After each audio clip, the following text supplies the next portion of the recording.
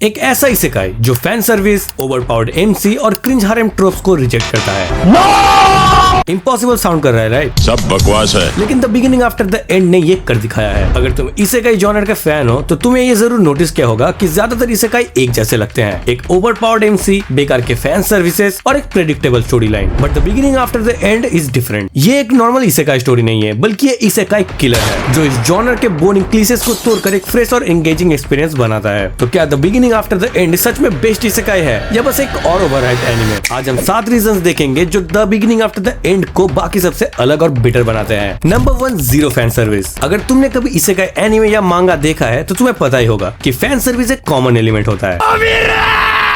मतलब बिना किसी रीजन के रैंडम सीन्स ऐड कर दिए जाते हैं जो स्टोरी के फ्लो को तोड़ देते हैं और इनमें से मैक्सिमम सेमी न्यूड सीन ही होते हैं। लेकिन the beginning after the end में ऐसा कुछ नहीं है। ये एक मैच्योर और वेल रिटन स्टोरी है जो सिर्फ क्वालिटी कंटेंट पर ही फोकस करती है और यही एक बड़ी वजह है कि the beginning after the end सिर्फ इसेकाई नहीं बल्कि एक मास्टरपीस लगता है। Number 2, a well defined and balance power system. बहुत सारे इसेकाई में पावर सिस्टम बस एक एक्सक्यूज होता है एमसी को ओवर पावर दिखाने का। मतलब बिना किसी एक्सप्लेनेशन के एमसी को ओवर पावर कर दी जाती है। लेकिन the beginning after the end magic और पावर सिस्टम को लॉजिकली एक्सप्लेन करता है। तो थोड़ा बहुत माना और माना कोर्स के बारे में जानते हैं। इस यूनिवर्स में सभी मेजेस माना यूज करते हैं और उनका स्ट्रेंथ उनका माना कोर के स्टेज पर डिपेंड करता है। इस माना कोर को अपग्रेड करा जा सकता है लेकिन ये इजी नहीं होता। इसके बारे में डिटेल में किसी और वीडियो में बात करेंगे। और हर एक स्टेज एक स्ट्रगल और ग्रोथ आर्क को दिखाता है। यहाँ पे ट्रेनिंग और एक्सपीरियंस को इंपॉर्टेंस दिया गया है। सिर्फ मैं ही एमसी हूं तो मुझे सब कुछ पता है, ऐसा बात नहीं है। इसी वजह से the beginning after the end का पावर सिस्टम प्रेडिक्टेबल नहीं लगता बल्कि रियलिस्टिक और वेल बैलेंस्ड फील होती है। A talented protagonist, not just a overpowered one. ज्यादातर इसेकाई के मेन कैरेक्टर शुरू से ही ओवरपावर होते हैं। बिना किसी स्ट्रगल के उन्हें सब कुछ मिल जाता है और सबसे स्ट्रॉन्ग बने रहते हैं। बट इस सीरीज का मेन कैरेक्टर आर्थर लेविन अलग है। हाँ, आर्थर एक गिफ्टेड मेज तो है लेकिन उसकी ग्रोथ ग्रेजुअल है। वो बचपन से ही ट्रेनिंग करता है और माना की अंडरस्टैंडिंग को सीखता है और हर एक फाइट में वो अपने आप को इम्प्रूव करता है। हर जीत उसके मेहनत का रिजल्ट होता है। उसके लाइफ में सीरियस स्ट्रगल्स और हार्डशिप भी दिखाई जाती है जो उसको एक रिलेटेबल कैरेक्टर बनाती है। Number 4, no harem trope. अगर तुमने 10 इसेकाई देखे हैं तो शायद 8 में तो एमसी के अराउंड एक हारेम होता ही होगा। मतलब हर दूसरी लड़की उसको बिना किसी रीजन के पसंद करती है और एमसी भी ये एंजॉय करता है। But this story has a different take. Arthur का फोकस सिर्फ एक रिलेशनशिप पर होता है। टेसा और आर्थर की दोस्ती ग्रेजुअली डेवलप होती है बिना किसी फोर्स्ड रोमांस के।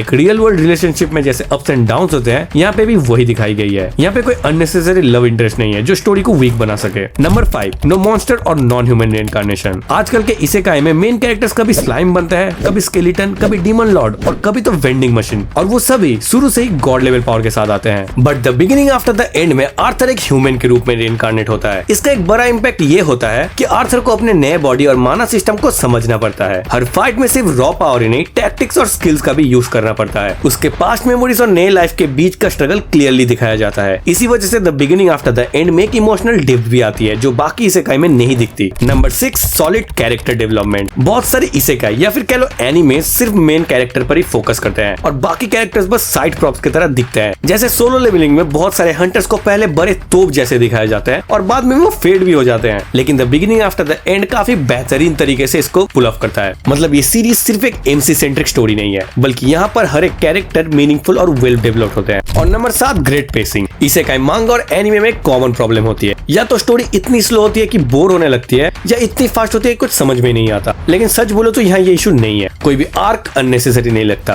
फाइट्स और ट्रेनिंग सीक्वेंसेस बैलेंस में है। ना ज्यादा ड्रैग होती है और ना ही जल्दी खत्म होती है। स्टोरी में बहुत सारे अनएक्सपेक्टेड ट्विस्ट हैं जो हमेशा एक्साइटमेंट बनाए रखते हैं। तो अगर तुमने अब तक the beginning after the end नहीं देखा है तो देखना चालू करो क्योंकि क्रंचीरोल में ये एनीमे आ चुका है और मेरे चैनल पे इसका एपिसोड रिकैप भी लगातार आने वाले हैं। तो अगर तुम सच में इसेकाई या एनीमे फैन हो तो तुम्हें क्या लगता है, the beginning after and truly best है या तुम्हारे पास कोई और बेटर रिकमेंडेशन है? कमेंट सेक्शन में जरूर बता के जाना। और अगर वीडियो पसंद आई हो तो वीडियो को लाइक, चैनल को सब्सक्राइब और बेल आइकन दबाना मत भूलना। मिलते हैं नेक्स्ट वीडियो में, तब तक के लिए यहाँ पे क्लिक करके तुम कोई भी एक वीडियो देख सकते हो। बाय।